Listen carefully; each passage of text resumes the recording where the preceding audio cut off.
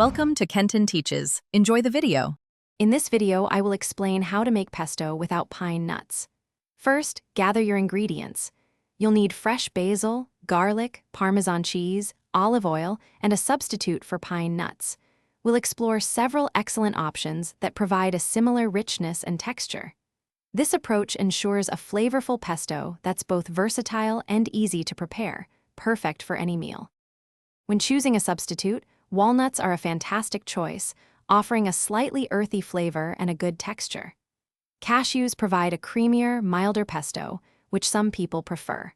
For a nut-free option, sunflower seeds work wonderfully, giving a slightly different but equally delicious profile.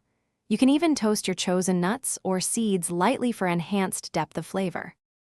To begin blending, add your fresh basil, garlic cloves, and your chosen nut or seed substitute to a food processor. Pulse these ingredients until finely chopped.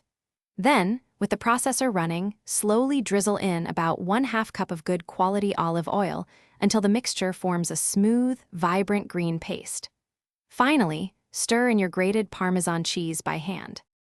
For optimal freshness, store your homemade pesto in an airtight container in the refrigerator. Pour a thin layer of olive oil over the top to prevent browning. It will stay fresh for up to 5 days. This versatile sauce is perfect for pasta, sandwiches, or as a spread. Don't forget to check the description below for a link to the new Kindle Paperwhite and other great deals. Enjoy your delicious, homemade pesto. Thanks for watching. Please subscribe if this video was helpful.